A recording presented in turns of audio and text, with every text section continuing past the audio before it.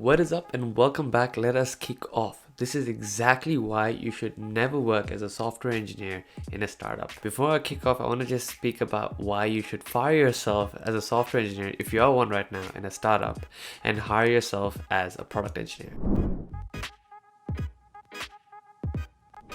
Give me a second, let me explain what I mean by that and what I mean when I say product engineer.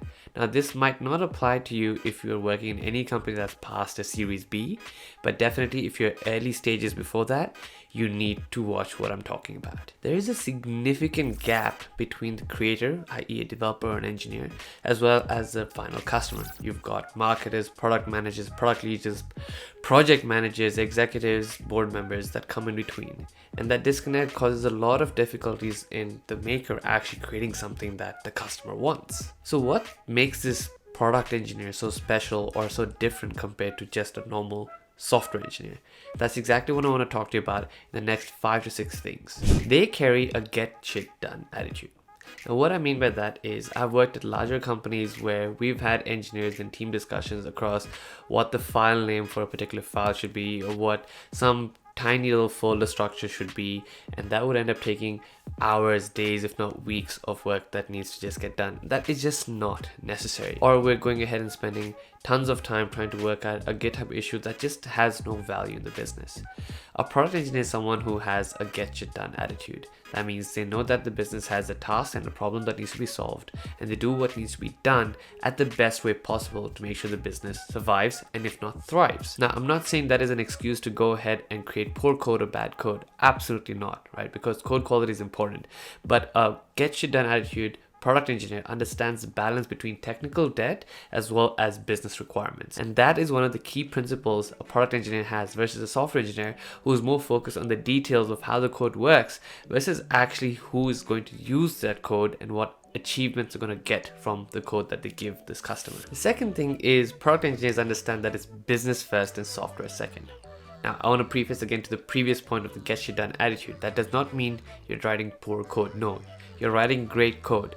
But just note that no one cares, and this is the hardest pill for you to swallow. No one cares about how great your code is if no one is actually using your code. There's a reason why some of the best code is written by some of the best companies in the world. And even if you've written excellent code in a startup that no one's heard of, it holds no value. So in the end, your code needs to have a business value attached to it. That is the reason why it exists. That doesn't mean you go ahead and dive yourself down into a code base that and technicality that is so deep that it has no prefaced value to the customer. Every single line of code and every single output you create needs to have a focused value towards the customer. And again, I'm being very cautious in saying this definitely is important in the early stages. Maybe not when you're Series B or you're more specialized, but in the early days, the focus purely should be on the business and what the code can do to achieve that. And yes, as a result, you might actually have to focus on maybe solving for some technical debt that you have created or someone else has created. That is part of the business case study. So what inherently you should do if you're a leader in a software company or you are one of the software engineers in your firm is consider yourself or make yourself as a mini CTO. That means ask every single time you're about to do something, how will this affect the end customer experience? Will it make the service faster? Will it make it easier for people to load information? Will it make my customer enjoy the product more?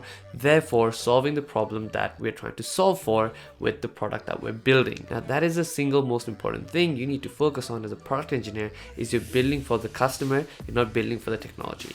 And also that does mean is you need to give away your prejudices towards technology or whatever it may be. Work with the best tech that you have and that the tech that you are really good with versus learning something new and fresh. And this is what every person who's building companies will say is learn and use software that you are the best at or know the most of versus the latest and greatest tech. Now, counter to what I said in the previous point about business first and technology second, I think a product engineer is someone who understands that it's customer first, then business second.